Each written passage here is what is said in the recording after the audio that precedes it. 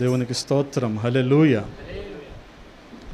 మన ప్రభువును ప్రియరక్షకుడైన యేసుక్రీస్తు శ్రేష్టమైన నామంలో నేటి ఆరాధన కూడి వచ్చిన మీ అందరికి కూడా నా హృదయపూర్వకమైన వందనాలు తెలియజేస్తా ఉన్నాను. దేవుని మహాకృప కనికరాలను బట్టి దేవుడి రీతిగా సజీవుల సంఖ్యలో ఉంచి మరొక ప్రభువు దినాన ఆయన సన్నిధిలో మనం ఉండటానికి ప్రభువు సహాయము చేశారు. హల్లెలూయా. నేటి వాక్య ధ్యానము కొరకు లేఖనం నుండి మార్కు సువార్త మొదటి అధ్యాయము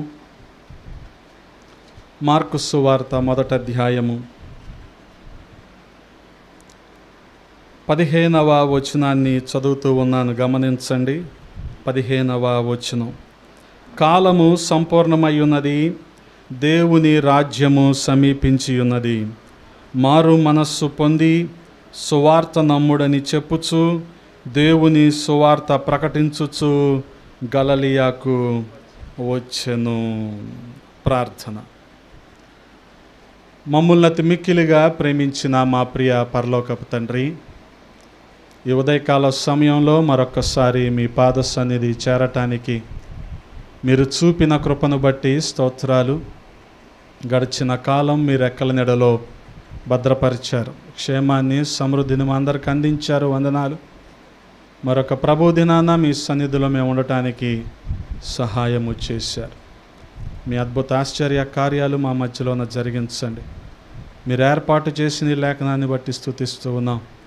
ఈ లేఖనాన్ని మా వినికిడిలో దీవించండి, మా సమయాన్ని దీవెనకరంగా మార్చండి అయ్యా. ఈ సత్యాలను గ్రహించులాగున మా హృదయాలను తెరవండి. మీ అప్పగించుకుంటున్నాం. ప్రతి అవసరతను తీర్చి సహాయము చేయండి. సమస్తాన్ని మీ స్వాధీనంలో ఉంచుకోమని బతిమాలుకుంటూ ఉన్నాం. మీకే మహిమలారోపిస్తూ యేసయ్య పరిశుద్ధ నామంలో అడిగి వేడుకుంటున్నాము తండ్రి, ఆమేన్. దేవునికి స్తోత్రం. హల్లెలూయా. ప్రభునందు ప్రియ సహోదరి సహోదరులారా, ఈ మార్కు సువార్త మొదటి అధ్యాయము 9వ వచనం మొదలు 15వ వచనం వరకు ఒక అద్భుతమైన సంఘటన మనకి కనబడుతూ ఉంది. అదేంటంటే యేసుక్రీస్తు ప్రభువు వారు బాప్తిస్మము పొందుతున్న సందర్భం. అది బాప్తిస్మం ఇచ్చే యోహాను యోర్దాను నదిలో యేసుక్రీస్తు ప్రభువు వారికి బాప్తిస్మం ఇవ్వటం. ఈ సందర్భాన్ని బహుశా అనేక సందర్భాల్లో మనం ధ్యానించే ఉంటాం. అయినప్పటికీ కొన్ని ప్రాముఖ్యమైన సంగతులు మనం ధ్యానించటానికి మరొకసారి ప్రయత్నిద్దాం. ఎందుకనంటే చాలా శ్రద్ధగా ఈ 6-7 వచనాలు గనక మనం చూడగలిగితే మన ఆత్మీయ జీవితంలో ప్రతిష్ఠించబడిన వారి జీవితంలో ఏ విధంగా దేవుని మేళ్ళు ఆశీర్వాదాలు పొందుకోవటానికి కారణాలు అక్కడ మనకు కనబడుతూ ఉంటాయి. ప్రతిష్ఠించబడిన జీవితంలో అనేకమైన అనుభవాలు ఉంటాయి. ఈ అనుభవాలు ఈ 6-7 వచనాల్లో మనకి కనబడుతూ ఉంటాయి. గమనించండి. అక్కడ యోహాను భక్తుడు లేదా బాప్తిస్మం ఇచ్చే యోహాను యేసుక్రీస్తు ప్రభువు వారికి బాప్తిస్మం ఇస్తున్న సందర్భం. యోహాను దేవుని చేత పంపబడినవాడు. హల్లెలూయా, హల్లెలూయా. దేవుని చేత పంపబడినవాడు. గమనించండి. ఎలిజబెత్ జకర్యాలు గడిచిన వారంలో కూడా దైవజనులు మనతో కొన్ని విషయాలు అందుకు సంబంధించి పంచుకున్నారు. ఎలిజబెత్ అలాగే జకర్యాలు వారి ముసలితనంలో వాగ్దానము చేసిన దేవుడు వారికి ఇచ్చిన గర్భఫలమే ఈ యోహాను పంపబడినవాడు. వాస్తవానికి దేవుని చేత పంపబడిన ఏ వ్యక్తి అయినా చేయాల్సిన పని ఏంటంటే దేవుని మహిమపరచటం. హల్లెలూయా. దేవుని చేత పంపబడిన ఏ వ్యక్తి అయినా చేసే పని దేవుణ్ణి మహిమపరచటం. మనం కూడా అంటాం కదా, అపోస్తలుడు అంటే పంపబడినవాడు. ఎవరి కోసం పంపబడ్డాడు? దేవుణ్ణి మహిమపరచటం కోసం పంపబడ్డాడు. దేవుణ్ణి ప్రకటించటం కోసం పంపబడ్డాడు. దేవుణ్ణి గణపరచటం కోసం పంపబడ్డాడు. వాస్తవానికి పంపబడిన ఏ వ్యక్తి అయినా సరే దేవుని కాకుండా తమను తాము గణపరుచుకుంటున్నారు అనుకోండి, తమను తాము గొప్ప చేసుకుంటున్నారు అనుకోండి, ఇక వారు పంపబడిన దాంట్లో ఉద్దేశం ఏమాత్రం కూడా లేదు. వాస్తవానికి ఈ 750 కోట్ల ప్రపంచ జనాభాలో దేవుడు ప్రతి వ్యక్తిని కూడా ఏదో ఒక ఉద్దేశంతో పంపించాడు, ఏదో ఒక చిత్తంతో పంపించాడు.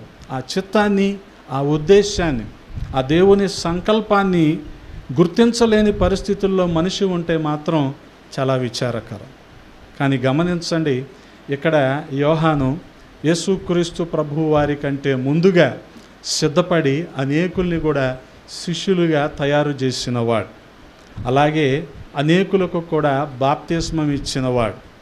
గమనించండి, అందుకని అయ్యా యోహాను వాళ్ళ శిష్యులకి ప్రార్థన నేర్పాడంట. మాకు కూడా నేర్పవా ప్రార్థన అని యేసుక్రీస్తు ప్రభువు వారిని ఆయన శిష్యులు అడిగితే ఆయన నేర్పిన ప్రార్థన మనందరికీ తెలుసు కదా, పరలోక ప్రార్థన. అంటే పంపబడిన వారు ఎవరిని మహిమపరచాలి? దేవుణ్ణి మహిమపరచాలి. ఇక్కడ యోహాను జీవితంలో అది మనకు చాలా స్పష్టంగా అర్థమవుతూ ఉంటుంది. పంపబడిన వారు తమను తాము తగ్గించుకుంటారు, దేవుణ్ణి మహిమపరుస్తారు. వారు తగ్గవలసింది, ప్రభువు హెచ్చవలసింది అన్న సంగతిని వారు గుర్తెరుగుతారు.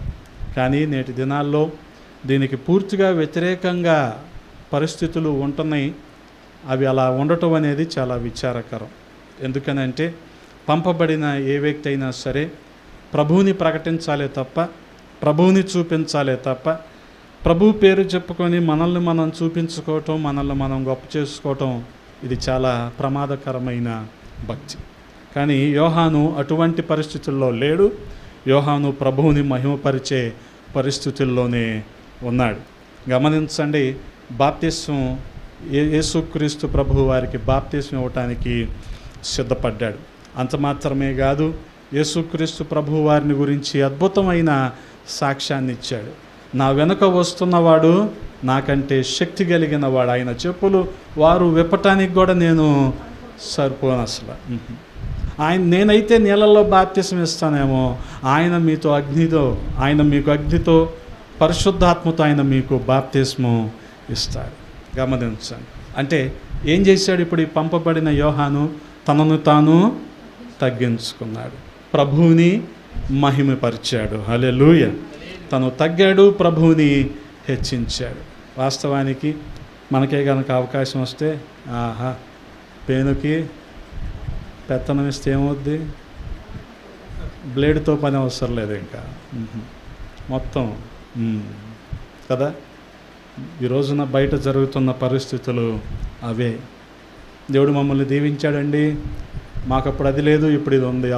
అప్పుడు వాహనాలు లేవు, ఇప్పుడు ఉంది. అప్పుడు ఇల్లు లేదు, ఇప్పుడు ఉంది. ఇటువంటి సాక్ష్యాలు వింటున్నాం. కానీ అప్పుడు బుద్ధి లేదు, ఇప్పుడు బుద్ధి ఉందని చెప్పేవాడు ఎవడైనా ఉన్నాడా? ఒక్క సాక్ష్యం, అప్పుడు మాకు బుద్ధి లేదు, ప్రభువుని నమ్ముకుని నాకు బుద్ధి వచ్చిందని చెప్పేవాడు.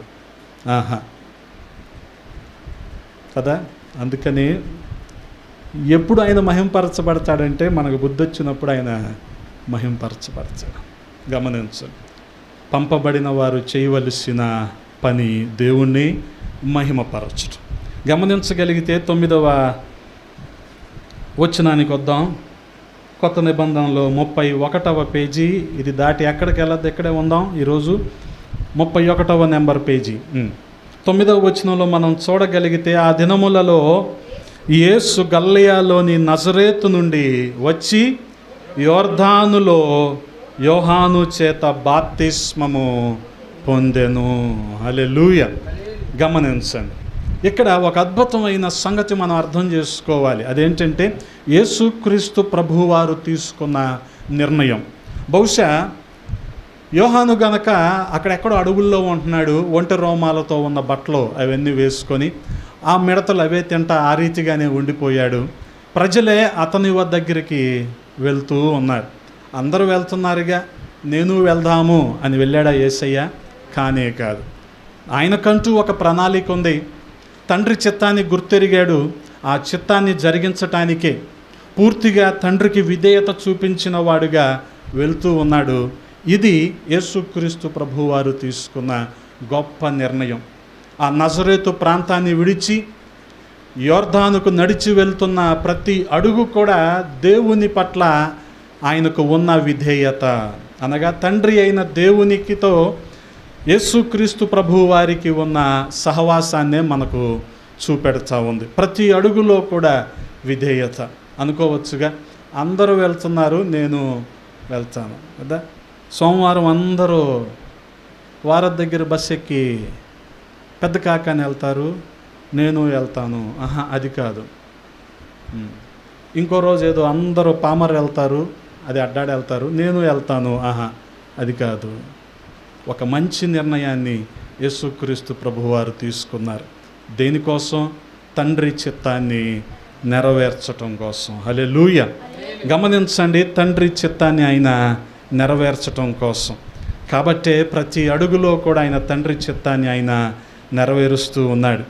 వాస్తవానికి ఆ రీతిగా అందరితో కలిసి వెళ్ళేటట్టయితే జనాల్లో, గుంపులో, వరవడిలో అలాగే కొనసాగబడేమో కానీ తండ్రి తన కోసం ఉద్దేశించిన సంగతులేంటో, ఆయన మీద పెట్టిన బాధ్యత ఏంటో, ఇవన్నీ గుర్తెరిగిన వాడిగా యేసుక్రీస్తు ప్రభువారు తండ్రి చిత్తాన్ని జరిగిస్తూ ఉన్నాడు. అందుకని ఈ నజరేతును విడిచిపెట్టి యొర్దాను వరకు చేస్తున్న ఈ ప్రయాణం ఆయన జీవితంలో చాలా గంభీరమైనది.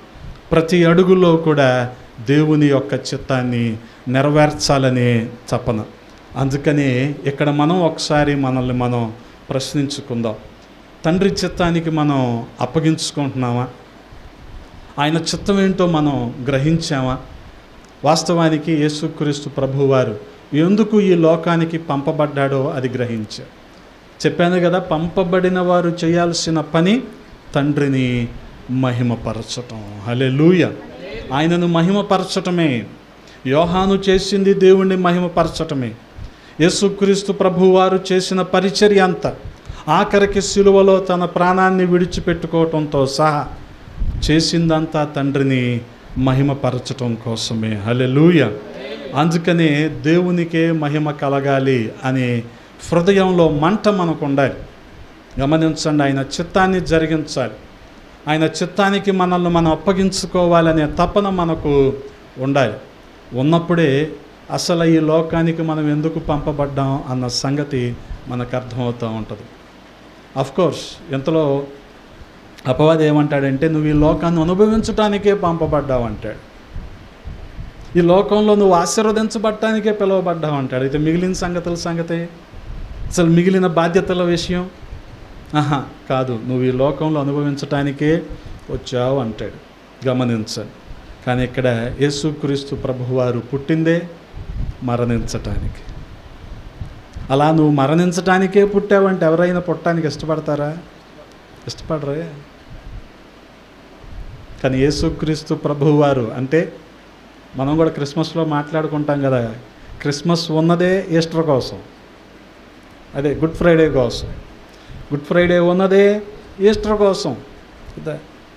యేసుక్రీస్తు ప్రభువారు పుట్టిందే మరణించటం కోసం. ఈ లోక మానవాళి పాపాల నిమిత్తం ఆయన మరణించటం కోసం. అందుకనే యోహాను సువార్తలో యోహాను భక్తుడే అంటాడు కదగా, లోక పాపాన్ని మోసుకొని పోయే దేవుని గొర్రెపిల్ల అంటాడు. గమనించండి. అందుకే ప్రియ సహోదరి సహోదరులారా, ఈ లోక బంధాలన్నిటినీ, కుటుంబాన్ని కూడా విడిచిపెట్టి యేసుక్రీస్తు ప్రభువారు ఇప్పుడు యొర్దానుకు ప్రయాణమై వెళ్తున్నాడు బాప్తిస్మము పొందటానికి. అంత మాత్రమే కాదు, ఆ తర్వాత 10వ వచనంలోనికి రండి. వెంటనే ఆయన నీళ్ళలో నుండి ఒడ్డునకు వచ్చుచుండగా, గమనించండి, బాప్తిస్మం పొందుకున్నాడు 9వ వచనంలో. 10వ వచనంలో చూడగలిగితే, వెంటనే ఆయన నీళ్ళలో నుండి ఒడ్డునకు వచ్చుచుండగా ఆకాశము చీల్చబడుటయు పరిశుద్ధాత్మ పావురం వలె తన మీదకి దిగి వచ్చుటయు చూచెను. మరియు నీవు నా ప్రియకుమారుడవు, నీ యందు నేను ఆనందించుచున్నానని యొక్క శబ్దము ఆకాశము నుండి వచ్చెను. గమనించండి, యేసుక్రీస్తు ప్రభువారు బాప్తిసం పొందినప్పుడు జరిగిన సంగతులు ఏంటంటే, మొదటిది ఆకాశములో నుంచి పెద్ద శబ్దం వచ్చింది. అలాగే రెండవది ఆకాశం చీల్చబడింది. అలాగే రెండవది పరిశుద్ధాత్మ పావురం వలె ఆయన మీదకు దిగి వచ్చింది. అలాగే మూడవది ఒక పెద్ద శబ్దం వచ్చింది ఆకాశంలోంచి. అదేంటంటే, నీవు నా ప్రియ కుమారుడవు, నీ యందు నేను ఆనందిస్తున్నాను అని. చూసారా, ఈ 3 సంగతులు. ఒకటి ఆకాశం చీల్చబడటం, రెండవది పావురం వచ్చి ఆయన మీద వాలటం, మూడవది ఆకాశంలో నుంచి పెద్ద శబ్దము వినపడటం. మనం బాప్తిస్మం పొందినప్పుడు ఎలాంటివి ఏమైనా వచ్చినాయా? ఎలాంటివి? ఆ ఈస్టర్ వస్తుందనో, కొత్త సంవత్సరం వస్తుందనో కౌంటు కోసం తీసుకెళ్ళి ముంచేస్తారు జనాలు. కౌంటు కోసం, నేను ఎంతమందికి బాప్తిస్మం ఇచ్చాను అన్న పేరు కోసం. తీసుకున్నవాడు ఎవడైనా బుద్ధిగా బతుకుతున్నాడంటే అది లేదే కదా. ఇటువంటి ఎప్పుడైనా విజయవాడలో కానీ, అటు ఇబ్రహీంపట్నం రింగులో కానీ, ఇంక ఏ ఘాట్లోనైనా ఇలాంటివి వచ్చినాయా ఈ ఎఫెక్ట్లు? ఇది ఆకాశం చీలటం, పౌరం వచ్చి వాలటం కదా. ఈ రోజున మన ప్రైమ్ కన్సర్న్ ఏంటంటే కౌంట్, లెక్క కావాలి మనకి. ఎంతమందికి ఇచ్చాము, ఎంతమంది కదా. గమనించండి, వాస్తవానికి అంతమందిని ఆయన అంగీకరిస్తాడా? ఇదే అసలు ప్రశ్న. ఆయన అంగీకరిస్తాడా? కానీ గమనించండి, ఈ 3 సూచనలు ఏ విషయంలో తెలుసా? ఆయన ఒక తీర్మానం చేసుకొని ఇంటిని విడిచి నజరేతు నుండి యోర్దాను వరకు వచ్చాడు. అది ఆయన గొప్ప నిర్ణయం అయితే, ఆయన ప్రభువు చేత అనగా దేవాది దేవుని చేత అంగీకరించబడ్డాడు. హల్లెలూయా.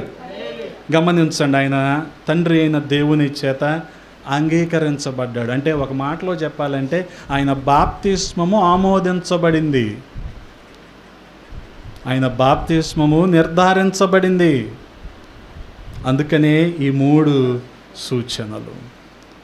ఆయన దేవుని చేత అంగీకరించబడ్డాడు. దానికి గుర్తేంటో తెలుసా? పరలోకము తెరవబడటం, అది ఆకాశము తెరవబడటం. హల్లెలూయా, హల్లెలూయా. ఆ రీతిగా మనం గమనించాల్సింది ఏంటంటే, ప్రభు కోసం తీర్మానించుకొని వచ్చిన ఏ వ్యక్తి అయినా సరే, పాపక్షమాపణ పొంది మారు మనస్సు పొంది రక్షించబడి బాప్తిస్మము పొందుకున్న తరువాత వారి జీవితాలు దేవునికి అంగీకరించబడాలి, దేవునికి అంగీకారం అవ్వాలయ్యి. కయీను అర్పణిచ్చాడు, హేబేలు అర్పణిచ్చాడు, కానీ ఒక అర్పణే కదా అంగీకరించబడింది దేవుని చేత. హేబేలు అర్పణనే దేవుడు అంగీకరించాడు, ఆమోదించాడు. మన జీవితాలు దేవుని చేత ఆమోదించబడుతున్నాయా? ఇంతకీ మనం అసలు తీర్మానం చేసుకున్నాము మొట్టమొదటిగా.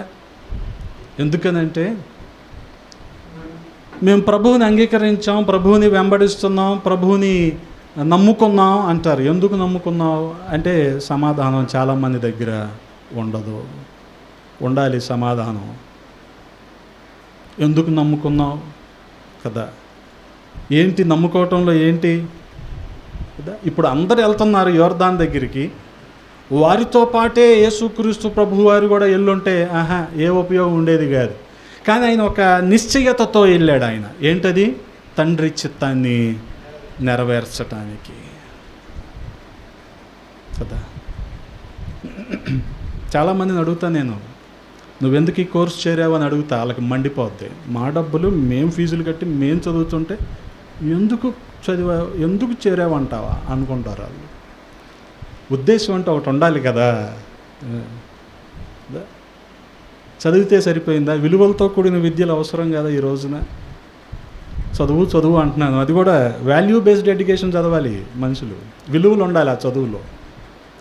లేదనుకోండి తర్వాత ఏ ఉపయోగం ఉండదు. అందుకనే ఎందుకు ప్రభువుని అంగీకరించావు, నువ్వు ఎందుకు నమ్ముకున్నావు కదా. నీ దగ్గర ఒక సమాధానం ఉందా ఎందుకు నమ్ముకున్నావు అంటే? గమనించండి. ఎందుకు పరిచర్యకు వచ్చావు, నీ దగ్గర ఒక సమాధానం ఉందా ఎందుకు వచ్చావంటే కదా.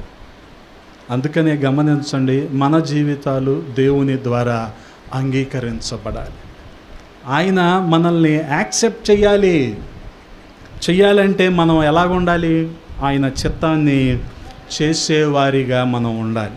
9వ వచనంలో యేసుక్రీస్తు ప్రభువారు తండ్రి అయిన దేవుని చిత్తాన్ని చేయటానికే ఆయన ఈ బాప్తిస్మాన్ని పొందుకున్నారు. 10వ వచనంలో ఆయన బాప్తిస్మం పొందిన తర్వాత మొదటి సూచన ఏంటంటే అది ఆకాశము చేల్చబడటం. దీనివల్ల మనం అర్థం చేసుకున్నది ఏంటో తెలుసా? మన జీవితాలు దేవుని చేత అంగీకరించబడాలి అని. యేసుక్రీస్తు ప్రభువారి జీవితము దేవుని చేత అంగీకరించబడింది. ఆయన అంగీకరించాడు కదా. చాలా సందర్భాల్లో గుంపు ఏం చేస్తే మనం కూడా అదే చేయటానికి చూస్తూ ఉంటాం. గుంపు ఏం చేస్తే అదే మనం చేయటానికి చూస్తూ ఉంటాం. అంటే దీన్ని ఏమంటామంటే మోక ప్రవర్తన అంటాం. అంటే మోక అంటే సమూహం ఏం చేస్తే మనం అదే చేస్తాం. సాధారణంగా మీటింగుల్లో కూడా జరిగేది అదే. అందరు చేతులు ఎత్తే పక్కనోడు కూడా చూసి అటు చూసి మనం కూడా చేతులు ఎత్తాం. ఎందుకు ఎత్తారో చేయండి తెలియదు మళ్ళీ కదా. వాళ్ళు ఏదో మాట్లాడితే హల్లెలూయా అంటే మనం హల్లెలూయా అంటే అసలు అందరూ ఎందుకు హల్లెలూయా అన్నాం కూడా మనకి చాలామంది తెలియదు. దీన్ని ఏమంటారంటే మోక ప్రవర్తన అంటారు. అది కాదు. ఆ రకంగా ఏ గురి గమ్యం లేకుండా ప్రభువుని అంగీకరిస్తే, ప్రభువుని వెంబడిస్తే ఎవరికీ ఉపయోగం ఉండదు. గమనించండి, ప్రభువు మనల్ని ఎందుకు ఈ లోకానికి పంపించాడు, పంపబడిన వారు చేయాల్సిన పనేంటి, ఈ విషయాలు మనం అర్థం చేసుకున్నప్పుడు, ఒక అవగాహనకు వచ్చినప్పుడు ఖచ్చితంగా దేవుని చిత్తాన్ని మనం నెరవేరుస్తాం. కేవలం ఆయనను మాత్రమే మనం మహిమపరుస్తాం. గమనించండి, ఆయన్ని మాత్రమే మనం మహిమపరుస్తాం. చూడగలిగితే అదే రీతిగా మరి 10వ వచనంలోని ఇంకొక సంగతి కూడా జరిగింది కదా. 10వ వచనంలో అదేంటంటే పరిశుద్ధాత్మ పావురం వలె తన మీదకి దిగివచ్చుటయు చూచెను. అంటే గమనించండి, యేసుక్రీస్తు ప్రభువారు ఒక నిర్ణయం తీసుకున్నారు. ఆ నిర్ణయం ప్రకారం యోర్దాను దగ్గరికి వెళ్ళారు. ఆ బాప్తిస్మం ద్వారా ఆయన జీవితము, ఆయన పరిచర్య అంగీకరించబడింది. అంత మాత్రమే కాదు, ఈ 10వ వచనం 2వ భాగంలో అభిషేకించబడింది. హల్లెలూయా. దేని చేత? పరిశుద్ధాత్మ చేత. అందుకని అక్కడ రాయబడిన మాట చాలా స్పష్టంగా ఉంది. పరిశుద్ధాత్మ ఎలాగొచ్చిందంట? పరిశుద్ధాత్మ అంటే భాషల్లో రావాలి కదా, పౌరంలాగా రావటం ఏంటి? ఈ విషయం జనాలు పెద్దగా చదివి ఉండరు, లేకపోతే పౌరాలను పెట్టుకొని తిరిగేవాళ్ళు స్టేజ్ చుట్టూరు. త్వరలో అది కూడా చేస్తారు. ఆయన ఇప్పుడు లేడు. అయ్యగారి కంటే ఒక వారం 10 రోజుల ముందు చనిపోయాడు ఒక పెద్ద అయ్యగారు, మంచి అయ్యగారు. ఆయన ఏం చెప్పడో, ఎప్పుడు చెప్పినా పరంగీతాలే చెప్తాడు. ఆయన చెప్పినప్పుడల్లా ఇక్కడ నిజంగానే భుజం మీద పావురం, ఆయన పెంచుకునే పావురం వాలుద్ది, బైబిల్ చుట్టూ తిరుగుద్ది, స్టేజ్ చుట్టూ తిరుగుద్ది. ఆయన జస్ట్ అయ్యగారి కంటే వారం 10 రోజుల ముందే చచ్చిపోయాడు. ఆయన గన్నవరంలో, విజయవాడలో చాలా చోట్ల ఆయన పరిచర్య ఉంది, కొండపల్లిలో. బహుశా ఆయన ఈ వచనం చదివాడేమో కదా. అందుకనే ఇప్పుడు యేసుక్రీస్తు ప్రభువు వారి జీవితం అంగీకరించబడింది, ఆ తర్వాత అభిషేకించబడింది. హల్లెలూయా. అభిషేకించబడింది అనటానికి ఏంటి గుర్తు? పరిశుద్ధాత్మ పావురము వలె తన మీదకి దిగి వచ్చుటయు చూచెను. హల్లెలూయా. ఎవరైతే పంపబడతారో వారు ఖచ్చితంగా దేవుణ్ణి మహిమపరుస్తారు. పంపబడిన వారు తీర్మానించుకుంటారు, వారి జీవితాలు దేవుని చేత అంగీకరించబడతాయి. ఎవరి జీవితాలైతే దేవుని చేత అంగీకరించబడతాయో వారు ఖచ్చితంగా పరిశుద్ధాత్మ అభిషేకాన్ని పొందుకుంటారు. హల్లెలూయా, హల్లెలూయా. ఈ రోజున అనేకుల్లో కలిగే ఒక చిన్న సందేహం ఏంటంటే, నువ్వు భాషలు మాట్లాడితేనే నువ్వు పరిశుద్ధాత్మను పొందుకున్నట్టు అని చెప్తారు. లేకపోతే నువ్వు వైట్ అండ్ వైట్ వేస్తేనే పరిశుద్ధాత్మను పొందుకున్నట్టు అని చెప్తారు. ఇవన్నీ కాదు. దేవుని చేత మన జీవితం అంగీకరించబడిందా? అంగీకరించబడితే ఖచ్చితంగా మనం ఆత్మను పొందుకున్నట్టే. హల్లెలూయా. అదే కదా ఇక్కడ చాలా ప్రామాణికంగా మనకు కనబడుతూ ఉంది. ప్రభువారి జీవితం అంగీకరించబడింది, ఆ తరువాత ఆయన పరిశుద్ధాత్మ పావురం వలె ఆయన మీదకి దిగి వచ్చి ఆయనను అభిషేకించి, ఆ రీతిగా అభిషేకించబడిన ఆయన అనేక సందర్భాల్లో మనకిచ్చిన వాగ్దానం ఏంటంటే, ఎవరైతే ఆయన వెంబడిస్తారో వారు కూడా పరిశుద్ధాత్మను పొందుకుంటారు. హల్లెలూయా, హల్లెలూయా. వారు ఖచ్చితంగా పరిశుద్ధాత్మను పొందుకుంటారు కదా. పరిశుద్ధాత్మ అంటే దేవునితో మనకుండే సహవాసము, మన యథార్థతను బట్టి ఆయన మనల్ని నడిపించే విధానమే తప్ప ఆర్కెస్ట్రాలో పరిశుద్ధాత్మ ఉండదు. ఆర్కెస్ట్రాలో పరిశుద్ధాత్మ ఉండదు. ఆర్కెస్ట్రాలో సగం లూసిఫర్ ఆత్మే ఉంటుంది. అందుకని వాళ్ళు పాటలు అవ్వగానే 5 నిమిషాలు కూర్చోరు, వెళ్ళిపోతారు బయటికి. ఎప్పుడైనా చూడండి, వాడు వాక్యం ఎండవు. వాడు అదే మాట ఏంటంటే, అమ్మో ఇన్ని పాటలకు వాయించేసాం. అరే డబ్బులకే కదా వాయించింది, అందుకని వీళ్ళు ఎవరు నేర్చుకుంటానంటే ఎప్పుడు డబ్బులకి వాయించొద్దని చెప్తా. ఎందుకంటే డబ్బు మీదే ఉంటుంది ఇంకా కదా. ఏదో టెంపోతో మనుషులు ఊగిపోతారు చూడండి, అక్కడ బీట్ పెరిగే కొద్దీ మనుషులు ఊగిపోతారు. ఇది కూడా పరిశుద్ధాత్మ కాదు, పిచ్చితనం అది కాదు. ఒకవేళ అది అనుసరించే వాళ్ళకి కోపం రావచ్చేమో కానీ వాస్తవమే అది. అందుకని ఆర్కెస్ట్రాలో పరిశుద్ధాత్మ ఉండడు. పోనీ ఈరోజు ఒక డ్రమ్మర్ బదులు ఇంకో డ్రమ్మర్ వచ్చాడు, అతనికి ఈ కీసు కొంత అర్థం కాలేదు, ఏదో వాయించాడు, మొత్తం డిసప్పాయింట్ అయిపోయింది. అబ్బా ఈరోజు అంతా వర్షిప్ అంతా పాడైపోయిందంటే కుదురుద్దేంటి? ఈరోజు జరుగుతున్నది ఇదే. పెద్ద సేవకులు ఏం చేస్తున్నారో తెలుసా మీకు? వాళ్ళలాగే పాడగలిగి ఒక ఇద్దరిని రెడీగా పెట్టుకుంటున్నారు. వాళ్ళు పాడరు. జనాలు ఏమనుకుంటారు, వాళ్ళే పాడారు అనుకుంటారు. అమ్మ ఆయన పాడేస్తున్నాడు, మనం వెళ్ళిపోవాలనుకుంటారు. ఓహో, ఇవన్నీ భ్రమపరిచే ఆత్మలు అన్నమాట. అందుకనే గమనించండి, ఇటువంటి భ్రమల్లో బతికి ఇదే పరిశుద్ధాత్మ అనుకోవటం చాలా పొరపాటు. చాలా ఖచ్చితంగా పరిశుద్ధాత్ముడు ఆయన అంగీకరించి ఆయనని ఒప్పుకొని ఆయనకు అప్పగించుకునే వారికి ఏ మేలు కూడా తక్కువ చేయడు ఆయన. ఇది చాలా ప్రాముఖ్యమైనది. హల్లెలూయా. అందుకని మొదటి అధ్యాయము అపోస్తల కార్యముల గ్రంథము 1వ అధ్యాయం 8వ వచనంలో మనం చూడగలిగితే, ఆయనను పరిశుద్ధాత్మ మీ మీదకి వచ్చినప్పుడు మీరు శక్తి నొందెదరు గనుక భూదిగంతముల వరకు నాకు సాక్షులై ఉందురని వారితో చెప్పాను. పరిశుద్ధాత్మ వస్తే ఏమొస్తుందంట? ఏమొస్తుంది? శక్తి. గమనించండి, పరిశుద్ధాత్మ వస్తే ఏమొస్తుంది? శక్తి. ఏసన్న గారితో పాటు డేవిడ్ రాజ్ గారు అని సికింద్రాబాద్లో ఉంటారు. ఆయన హై లెవెల్స్ ఆఫ్ షుగర్ కారణంగా నడవలేడు. ఇద్దరు మోసుకొని వచ్చి కూర్చోబెట్టాలి ఆయన్ని. కానీ ఆయన నిలబడి ప్రసంగిస్తాడు. ఏ రోజున కూర్చోలేదు ఆయన చచ్చిపోయేంత వరకు కూడా. 2 గంటల పైగానే ఆయన ప్రసంగిస్తాడు. ఎలా ప్రసంగిస్తున్నాడు నడవలేనోడు 2 గంటలు నిలబడి? పరిశుద్ధాత్మ శక్తి. అందుకని అంగీకరించబడిన వారిని ఆయన పరిశుద్ధాత్మతో అభిషేకిస్తాడు. అభిషేకించబడిన వారు ఏం పొందుకుంటారు? శక్తి పొందుకుంటారు. దేని మీద? పాపాన్ని జయించే శక్తి, దేవుణ్ణి మహిమపరిచే శక్తి, దేవుణ్ణి నిర్భయంగా ప్రకటించే శక్తి. ఈ శక్తిని పొందుకుంటారు. శక్తిని పొందుకొని ఏం చేస్తారు? యోదయ, సమరయ, భూదిగంతాల వరకు ఎవరికి? ఆయనకు సాక్షులై ఉంటారు. హల్లెలూయా. అంటే ఏం చేస్తుందో అర్థమైందా మీకు? ఈ పరిశుద్ధాత్మ శక్తి మనల్ని ప్రకటించే వారిగా చేస్తుంది. హల్లెలూయా. ఆ రీతిగా చూడగలిగితే ఆ తర్వాత 11వ వచనంలో ఏమని రాయబడి ఉంది? మరియు నీవు నా ప్రియ కుమారుడవు, నీ యందు నేను ఆనందించుచున్నానని ఒక శబ్దము ఆకాశములో నుండి వచ్చెను. హల్లెలూయా. గమనించండి, ఒక స్థిరమైన నిశ్చయత, ఒక కన్ఫర్మేషన్ అన్నమాట. అంటే రూఢీపరచటం. ఆయన అంగీకరించబడ్డాడు, సరే, అభిషేకించబడ్డాడు, పరిశుద్ధాత్మ శక్తిని పొందుకున్నాడు. ఇంకా తండ్రి అయిన దేవుడు రూఢీపరుస్తున్నాడు. ఏమంటున్నాడు? ఈయన నా ప్రియ కుమారుడు, ఈయనందు నేను ఆనందిస్తున్నాను. I am well pleased.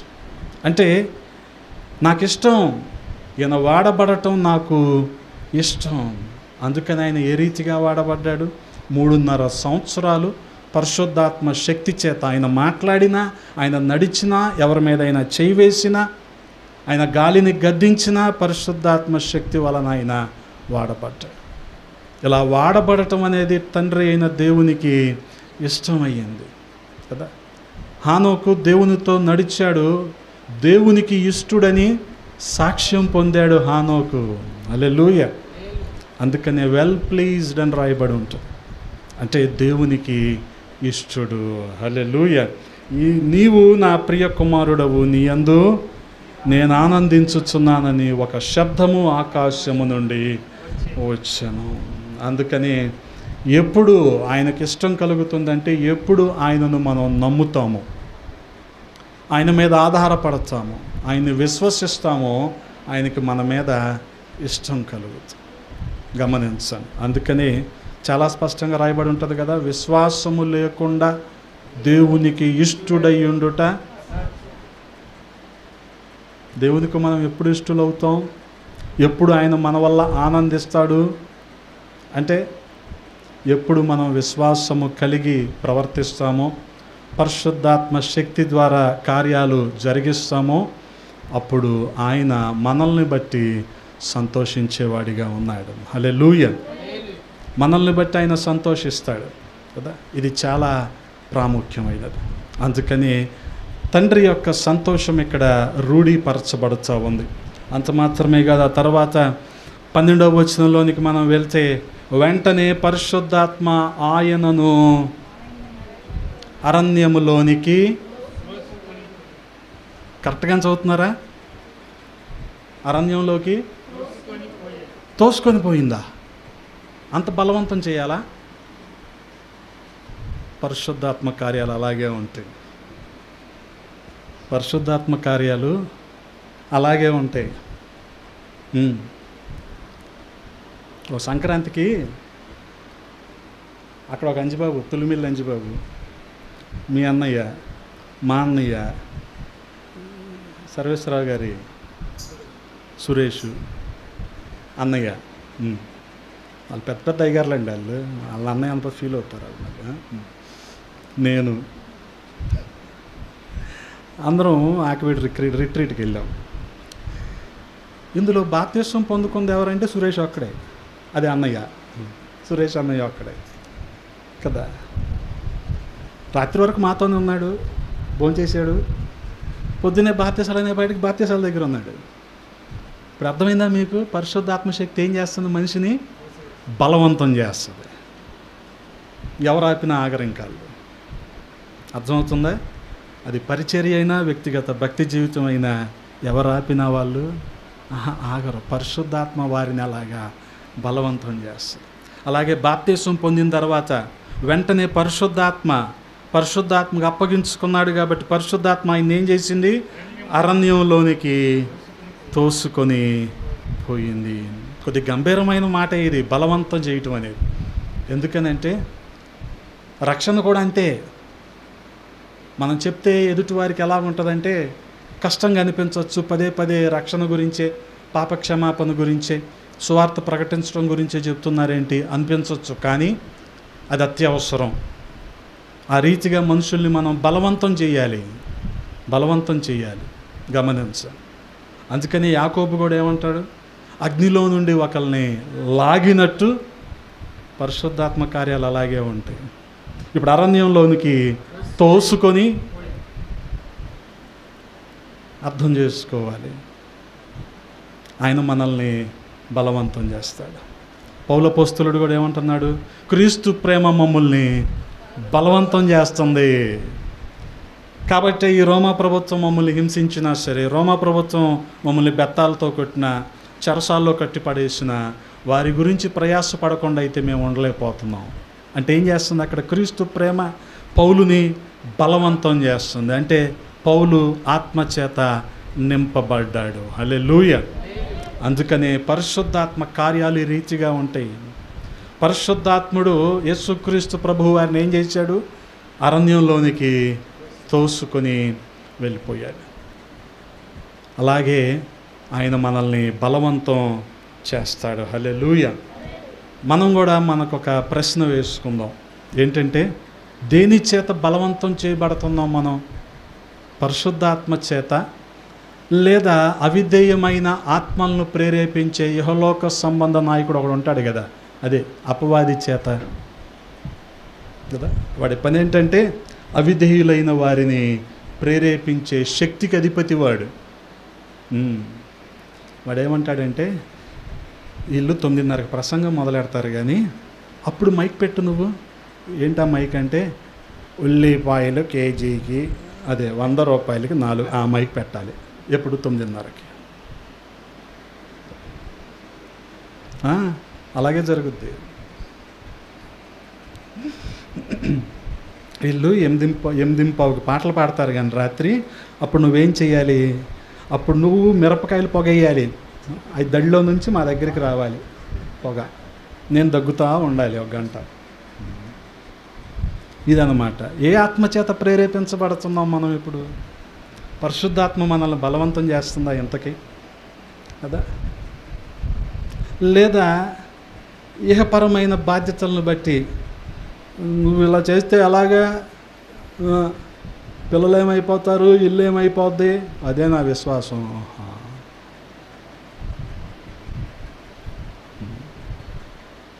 ఏం బలవంతం చేస్తుంది ఇంతకు మనల్ని? అందుకని పరిశుద్ధాత్ముడు యేసుక్రీస్తు ప్రభువు వారిని అరణ్యంలోనికి త్రోసుకొని పోయెను. ఆ తర్వాత ఏం జరిగిందో గమనించండి. ఆయన సాతాను చేత శోధింపబడుచు అరణ్యములో 40 దినములు అడవి మృగములతో కూడా ఉండెను. గమనించండి. ఈ వచనంలో మనం గ్రహించవలసిన ఒక సత్యం ఉంది. అదేంటంటే, ప్రభువుకు అప్పగించుకున్న వారి జీవితాల్లో శోధన అనేది సహజం కదా. రక్షించబడకుండా లోకరీతిగా జీవించే వారితో అపవాదికి ఏ ప్రమాదం కూడా లేదు. రక్షించబడి ప్రభువుకి సమర్పించుకున్న వాళ్ళ చేత, ఆయన పని చేస్తున్న వాళ్ళ వల్లే అపవాదికి ప్రమాదం. కాబట్టి వారిని ఏమైనా చెయ్యాలి. ఏం చేయాలి కదా. కుక్క అరుస్తుంది, అరవకుండా ఉంటే ఏం చేయాలి? బిస్కెట్ వేయాలి. అప్పుడు అపవాది కూడా మనకు ఒక బిస్కెట్ వేసేస్తాడు అనమాట. ఇక బిస్కెట్ ఉంటే చాలు, ఇంక బయట ప్రపంచం ఏమైపోయినా మనకి అవసరం లేదు కదా. ఇలాగా యాంటీ కన్వర్షన్ యాక్ట్ గురించి ఏదో పోరాడుతున్నారు, దానికి ఒక 10 రూపాయలు ఇవ్వండి. అదే అలాంటివి వినపడవు మనకు అసలు. హర్షకుమారు ప్రవీణ్ పగడాల కేసు గురించి 5 లక్షలు కట్టి సొంత పూచీకత్తు మీద పోరాడుతున్నాడు. అలాంటివి ఏం పట్టం మనకి. ఇంకా ఉదయం లేచాము, మన పని ఏదో మనం చూసుకున్నాం, మన ఇంట్లోనే కుటుంబారాధన చేసుకున్నాం, మన ఉద్యోగానికి మనం వెళ్ళాం, వచ్చేసాం, అయిపోయింది. ప్రపంచం ఎట్టిపోతుందో మనకి అవసరం లేదు. గమనించండి. అనుకుంటాం కానీ ఏ వ్యక్తి అయితే ప్రభు కొరకు నిలబడాలని తీర్మానించుకుంటాడో అపవాదికి అతని ద్వారానే ప్రమాదం. కాబట్టి అపవాది ఏం చేస్తాడు? వారినే శోధిస్తాడు. అపవాది ఏం చేస్తాడు? వారినే. వీళ్ళ వల్ల ఎక్కువ పని జరుగుతుంది, దేవుని పని అనుకుంటే వారినే ఆటంకపరుస్తాడు. ఏదో ఒక రీతిగా ఆటంకపరచడానికి చూస్తూ ఉంటాడు. అందుకనే మన పోరాటం ఎంతసేపు అపవాది మీదే ఉండాలి. గమనించండి, మన పోరాటం అపవాది మీద ఉండాలి. అందుకే పౌలపోస్తలుడు కూడా అంటాడు, ఎఫెసీయులకు రాస్తూ 6వ అధ్యాయం 12వ వచనంలో, ఏలయనగా మనం పోరాడినది శరీరులతో కాదు కానీ ప్రధానులతోనూ అధికారులతోనూ ప్రస్తుత అంధకార సంబంధులకు లోకనాథులతోనూ ఆకాశ మండలమందున్న దురాత్మల సమూహములతోనూ పోరాడుచున్నాము. ఎవరితోనంటండి మన పోరాటం? ఎవరితో మన పోరాటం? శరీరులతో కాదు కానీ ప్రధానులతోనూ అధికారులతోనూ ప్రస్తుత అంధకార సంబంధులకు ఆకాశ మండలమందున్న దురాత్మల సమూహములతోనూ పోరాడుచున్నాము. గమనించండి. అందుకని వీటి కారణంగా వాడు అడ్డగిస్తూ ఉంటాడు, ఆటంకపరుస్తూ ఉంటాడు. వాడి మీదే మన పోరాటం. ఎందుకనంటే ఈ లోకంలో ఉన్నవాని కంటే మనలో ఉన్నవాడు గొప్పవాడు. ఎవరు మనలో ఉన్నది? పరిశుద్ధాత్ముడు. హల్లెలూయా. గమనించండి, యోహాను రాసిన మొదటి పత్రిక 4వ అధ్యాయం 4వ వచనంలో రాయబడి ఉంటుంది, చిన్నపిల్లలారా మీరు దేవుని సంబంధులు, మీలో ఉన్నవాడు లోకములో ఉన్నవాని కంటే గొప్పవాడు కనుక మీరు జయించి ఉన్నారు. హల్లెలూయా. గమనించండి, ఆ రీతిగా 40 రోజులు అరణ్యంలో అపవాది చేత శోధించబడుతూ వచ్చాడు. అంత మాత్రమే కాదు, దేవదూతలు ఆయనకు పరిచర్య చేయుచుండిరి. గమనించండి, ఎంత గొప్ప అనుభవం అది. దేవదూతలు ఆయనకు పరిచర్య చేస్తూ వచ్చారు. ఆ తర్వాత 14వ వచనంలో మనం చూడగలిగితే, యోహాను చెరపట్టబడిన తరువాత 40 రోజులు అయిపోవస్తుంది. వాటి తర్వాత యేసు ఏమని ప్రకటించడం ప్రారంభించాడు? కాలము సంపూర్ణమై ఉన్నది, దేవుని రాజ్యము సమీపించి ఉన్నది, మారు మనస్సు పొంది సువార్తను నమ్ముడని చెప్పుచు దేవుని సువార్త ప్రకటించుచు గలిలయలోకి వచ్చెను. ఎక్కడి నుంచి ప్రారంభించబడింది ఈ ప్రయాణము? గలిలయలోని నజరేతు నుంచి ఆయన ప్రారంభించుకొని యోహాను దగ్గరికి వచ్చి బాప్తిస్మం పొందిన వెంటనే పరిశుద్ధాత్మ చేత నింపబడ్డాడు. పరిశుద్ధాత్మ చేత అరణ్యంలోనికి బలవంతంగా త్రోసివేయబడ్డాడు. అక్కడ అరణ్యంలో అపవాది చేత 40 రోజులు శోధించబడ్డాడు. మృగాలతో ఆయన సహవాసం చేయాల్సి వచ్చింది. దేవదూతలు ఆయనకు పరిచర్య చేస్తూ వచ్చారు.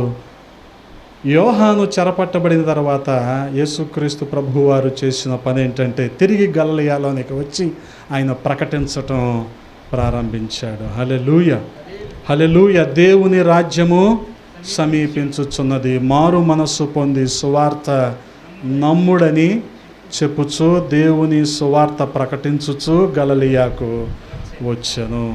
గమనించండి, లోకా సువార్తలో కూడా రాయబడి ఉంటుంది 4వ అధ్యాయం 14వ వచనంలో, అప్పుడు యేసు ఆత్మబలముతో గలిలయలోనికి తిరిగి వచ్చాను కదా. అరణ్యంలోనికి ఎలాగ వెళ్ళిపోయాడు ఆయన? పరిశుద్ధాత్ముడు ఆయన్ను తోసుకొని తీసుకెళ్ళిపోయాడు. ఆత్మబలము చేత తిరిగి గలిలయలకు ఆయన వచ్చాడు. హల్లెలూయా. అందుకనే గమనించండి, ఎవరైతే ఒక తీర్మానంతో ప్రభువుని వెంబడించడానికి, ఆయన చిత్తాన్ని చేయటానికి ఇష్టపడతారో వారి జీవితాలను ప్రభు అంగీకరిస్తాడు, వారిని అభిషేకిస్తాడు. వారిని అభిషేకించి వారిని పరిశుద్ధాత్మ చేత నింపుతాడు. కనుకనే వారికి పరిశుద్ధాత్మ శక్తి అనుగ్రహించబడుతుంది. ఆ శక్తి ద్వారా వాళ్ళ అపవాదిని ఎదిరిస్తారు. అంత మాత్రమే కాదు, ప్రభువుని ప్రకటిస్తారు. హల్లెలూయా. ప్రభువుని మనం ప్రకటించలేకపోతున్నాము అంటే పరిశుద్ధాత్మ శక్తిని మనం ఇంకా అనుభవించటం లేదు, ఇంకా మనం పరిశుద్ధాత్మ శక్తిని వాడుకోవటం లేదు.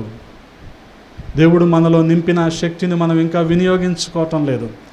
వినియోగించుకున్నాము అంటే గమనించండి, ఉండం. ఇంకా ఎక్కడికి వెళ్ళిపోతాం? ప్రకటించటానికి వెళ్ళిపోతాం. అందుకని నా వ్యక్తిగత అభిప్రాయం ఏంటంటే, సంఘాల్లో వయసు పైబడిన వారు, ఈ వృద్ధాప్య పెన్షన్ తీసుకునే వాళ్ళు ఉంటే చాలు. వాళ్ళు దూరాలు వెళ్ళి ప్రకటించలేరు కాబట్టి యవనస్తులు ఏం చేయాలి? వెళ్ళి ప్రకటించాలి. సంఘాల్లో వీళ్ళుంటే చాలు ఇంకా. అందుకని ఈ 25, 30, 40 సంవత్సరాల వయసు వాళ్ళు ఏం చేయాలి? ప్రభువుని ప్రకటించాలి. గమనించాలి.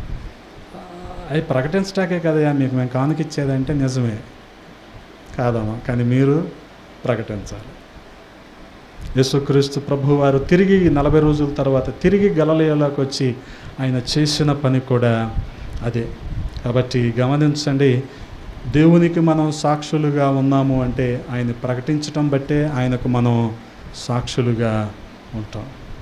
కాబట్టి ప్రియ సహోదరి సహోదరులారా, యేసుక్రీస్తు ప్రభువారు బాప్తిస్మం సందర్భంలో ఇన్ని సంఘటనలు జరిగినాయి, ఇన్ని అనుభవాలు ఎదురైనవి. మనం కూడా ఈ అనుభవాల చేత ఆదరించబడాలి. గమనించండి, వాస్తవానికి దేవుని వాక్యము మాత్రమే మనల్ని ఆదరించేది. దేవుని వాక్యం కాకుండా మిగతావి ఏవైనా ఆదరిస్తున్నాయి అంటే అవి పరిపూర్ణమైన ఖచ్చితమైన ఆదరణ కానీ కాదు. కేవలం దేవుని వాక్యమే మనల్ని ఆదరించేది. కాబట్టి బాప్తిస్వం పొందిన ప్రతి ఒక్కరం కూడా ఆయన పరిశుద్ధాత్మ శక్తిని మనం పొందుకోవాలి, ఆయనతో సహవాసం చేయాలి, ఆయనను మనం ప్రకటించాలి. కాబట్టి విశ్వాస జీవితం అంటే ఇదేదో అన్ని ఆశీర్వాదాలతోనే కూడుకున్నది అనుకోవద్దు. ఎందుకనంటే బాప్తిస్వం పొందుకున్న తర్వాతే అపవాది యేసుక్రీస్తు ప్రభువు వారిని శోధించటం మొదలుపెట్టాడు. అందుకనే బాప్తిస్మాన్ని వాయిదా వేసే వాళ్ళు ఏమంటారో తెలుసా? అంటే బాప్తిస్వం తీసుకుంటే శోధనలు వస్తాయి అంటగా. శోధన కంటే ముందు పరిశుద్ధాత్మ శక్తి వస్తుందని చెప్పరేంటి? ఆ శక్తి వస్తే శోధనలు మనం జయిస్తాం కదా.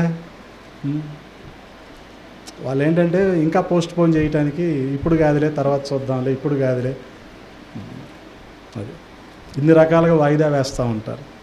ఈ లోపే రాకడ వచ్చిందనుకో ఏంటి పరిస్థితి? అందుకనే ప్రతి ఒక్కరూ కూడా సిద్ధపాటును కలిగి ఉండాలి. ప్రభువు మనకిచ్చిన బాధ్యతను మనం నెరవేర్చేవారిగా, అంటే ఆయన చిత్తాన్ని మనం చేసేవారిగా ఉండాలి. అటువంటి కృపా దేవాది దేవుడు మనందరికీ దయచేయునుగాక. ఆమేన్. తలలు వంచండి, ప్రార్థన చేసుకుందాం. పరిశుద్ధుడా, ప్రేమ కలిగిన తండ్రి, ఈ ఉదయకాల సమయంలో కొద్ది మాటలు ధ్యానించడానికి మీరు చూపిన కృపను బట్టి స్తోత్రాలు. రాజా, మీరు బాప్తిస్వం పొందిన సందర్భంలో ఏ రీతిగా పరిశుద్ధాత్మ చేత అభిషేకించబడ్డారు, పరిశుద్ధాత్మ శక్తితో నింపబడ్డారో మేము ధ్యానించామయ్యా. ఆ రీతిగా నింపబడిన మేము అనేకులకు మిమ్మల్ని ప్రకటించి మీకు సాక్షులుగా నిలవబడే కృపనివ్వండి. మీ కృపకు అప్పచెప్పుకుంటున్నాం, సహాయము చేయండి. విన్న మాటలు మా హృదయంలో భద్రపరచండి, మీరు కట్టి ఫలింపచేయమని యేసయ్య పరిశుద్ధ నామంలో అడిగి వేడుకుంటున్నాము తండ్రి. ఆమేన్.